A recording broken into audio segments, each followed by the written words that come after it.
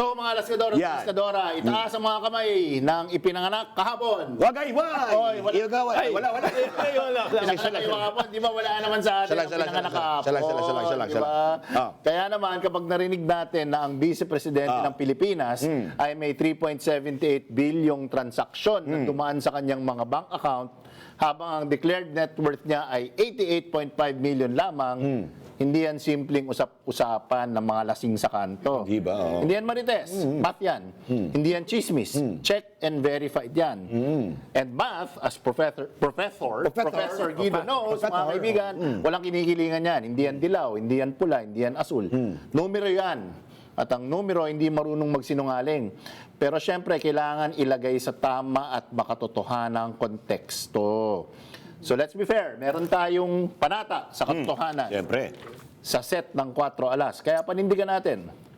Tandaan, the Anti-Money Laundering Council does not declare guilt. CTRs or covered transaction reports, routine, automatic yan. STRs o yung suspicious transaction reports, oo, red flag warning yan. Pero hindi pa yan hatol mga Alaskadora. Oo. Pero ito yung tanong na ayaw manahimik. Kung naibulgar yan tungkol sa taong tunay na malinis at walang tinatago, di ba magmamadali siya upang isigaw ang malinaw na paliwanag bakit ganun kalaki ang perang dumaan sa mga account niya? Kasi ganito yan Sa ordinaryong Pilipino, pag may pumasok na hindi mo maipaliwanag na pera sa account mo, bangko pa lang kakabahan ka na. May tatawag, may magtatanong, may hihingi ng dokumento, source of funds, etc. Dito, bilyon-bilyon ang pinag-uusapan. Hindi libo hindi milyon, bilyon. At hindi lang minsanan, paulit-ulit na galaw, paulit-ulit na labas-pasok. Ibig sabihin, hindi ito aksidente, hindi ito typo, pattern ito. At kung totoo na personal accounts ito, walang malinaw na source, at paulit-ulit na dinedma ang pagkakataon na magpaliwanag. May we call on, di ba? Dinededma yung chance na magpaliwanag. Hindi na ito issue ng accounting. Issue na ito ng accountability. Yun. Hindi na ito tanong ng magkanong natira sa account. Baka naman hindi ganun kalaki natira sa account. Hindi ito tanong na hindi naman ibig sabihin sa kanya lahat yun Hindi. Ang mahalagang tanong, saan galing yung pera na yun? Bakit dumaan sa mga account? Para saan? At sa gobyerno, ang mga tanong na yan, hindi pwedeng walang sagot. Sa politika naman, mga Alaskadora at Alaskadora, may isang batas na mas mabigat pa sa legal system. Ano yun? The Law of Public Trust. Kapag nabasag yan, kahit wala pang kaso, kahit wala pang desisyon, kahit sabihin mong under review pa, tapos na ang laban sa isip ng tao. Kaya ang laban ngayon, hindi lang sa hearing room. Hindi lang sa papel, hindi lang sa mga abogado at resource persons, nasa narrative yan. At sa narrative, simple lang ang ending yan. Either lumabas ang malinaw, malinis, documented explanation, yung tipong walang butas, walang duda, o mananatili ang tanong. At ang tanong, pag pinabayaan, nagiging conclusion. At alam naman natin na sa Pilipinas, pag ang tanong naging conclusion, wala na yang apela. Oh my God! Tinanong mo ako, nagtanong ka kanina, Prof, tungkol sa AMLAC. AMLAC. Di ba? Ano ibig sabihin ng AMLAC? Anti-Money Laundering Council. Yun, kasi tinanong ka kanina ng aking nephew, si Charles Ramento, ano nga ba yung AMLAC? Ano ba yan, Charles na yan? Hindi niya alam kung yung AMLAC. Hindi, sabi, anong dahilan? Sa kuweba ba nakatira yung Charles na yan? Anong reason, anong dahilan nila? Di ba para ako ay, baka nami-miss ng iba yung punto, yung sa AMLAC. Kasi ito hindi naman ito, sabi mo alam, hindi usapin ito nung pumasok, lumabas. Hindi usapin ito kung magkari naman ng pera o naman.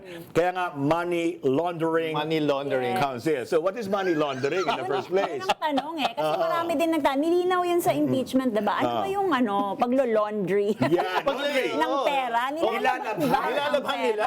Hinuhugasan, nililinis. Pero yung Nabubuhay siya pa, pero yung laundering talaga, di ba? Yung mga suspicious movement of large amounts of money. Kasi syempre, di ba? Parang alam mo kung madumi yung Ekspertong totoo. Kaya nga laundering kung madumi yung pera, ibig sabihin galing sa illegal na paraan. Syempre hindi madaling i-distribute or gamitin yung pera na yun. Di ba? So, Kasi nga, galing sa maduming paraan eh. Ang ibig bang sabihin yan, the very nature of money laundering ay velocity ang tinitignan, the entry and exit of money. Palagay ko parang ganun di ba? Hindi naman nila tinitignan kung gaano kalaki yung natira, gaano kalaki. It's actually the entry and exit of money. Saka hindi nila fina-flag lahat ng mga ano. Yung AMLAC hindi naman fina-flag yung mga normal transactions, mga below 500,000. Kasi yung mga large na lang eh. Kaya nga, di ba yung... sila niyan dahil Kaya nga, di ba doon sa sa flood control projects ang ina-accuse nila is yung money linalaunder nila sa casinos. Pero simple natin sa ating mga kababayan, ha? Kasi ganito, kunyari na lang, nanggaling sa masamang para. Kaya nga laundering Galing, kunyari, sa... Illegal na sugal. Illegal na sugal. ATV.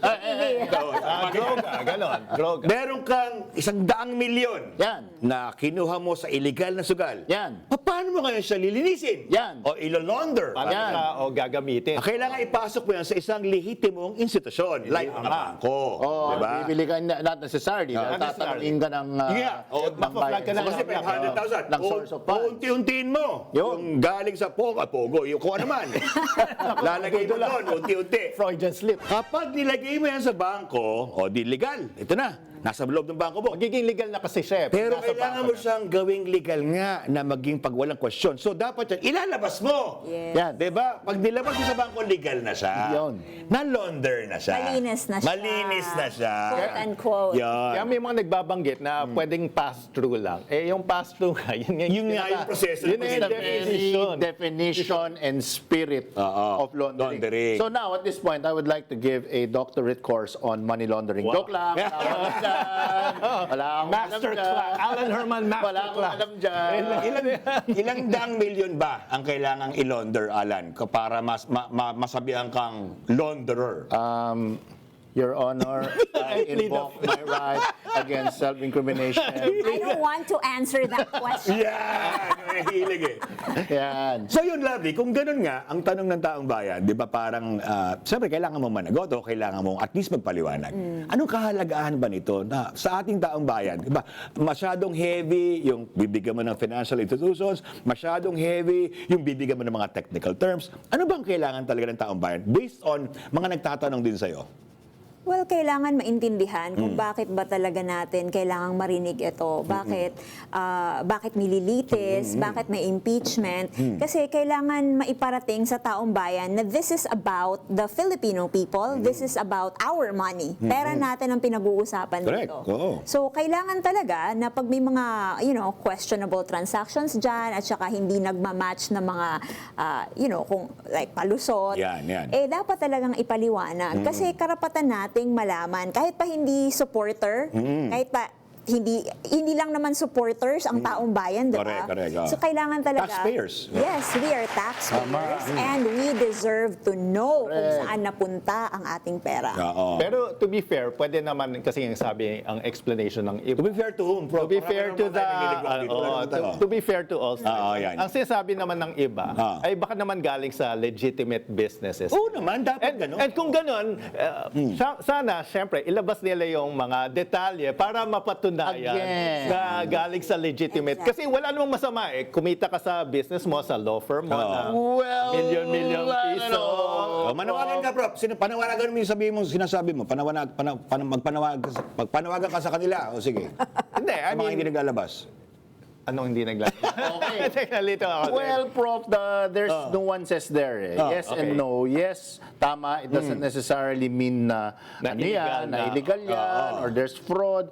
But Or corruption. there's another another layer na nagpapa-nuance dito sa sitwasyon dahil elected public official na. Nakalagay rin. Hindi ko alam kung pwede ka mag-engage sa mga malalaking negosyo. Kailangan mag-divest. Requirement yan. So that's another nuance. Pero may babatiin lang ako. Cannot be named eh. Cannot be named dahil isa siyang mataas na rango sa bangko, sa legal department ng isang malaking bangko. Oy. Hindi natin pwede Educate sabihin us, ang please. pangalan. Please educate us. Sabi niya, ha, ganda ng explanation mo. Tumpak. So nagustuhan niya yung aking explanation. So, ikaw lang. Ako lang. Si Alan Herman Si lang. Alan ang tama. Tama si Alan. The master class. Pero tama ka nga. At ang punto doon, nasan siya sa SALN kung may businesses, di ba? Parang hindi Ay, pa may dapat. paliwanag dyan. At ito pa isa, sorry ako bilang media nga, just the inquisitive nature, hindi yung media na may KTV inquisitive nature lang. Di ba parang ang paliwanag ay, sabi na sa others, narinig yung paliwanag ng others. abogado, nasa Nasa others. others yung cash. Oh. Yung cash on hand and cash on bank. Di ba ikaw, kung pipirma ka o gagawa ka ng salin, o pag may tanong doon Hindi siya may gumagawa pera ng ako, salin, may eh. pera Hindi ako. siya government. Oh, meron akong bangko. Saan ko nilalagay ito? Sa cash on hand o cash on bank?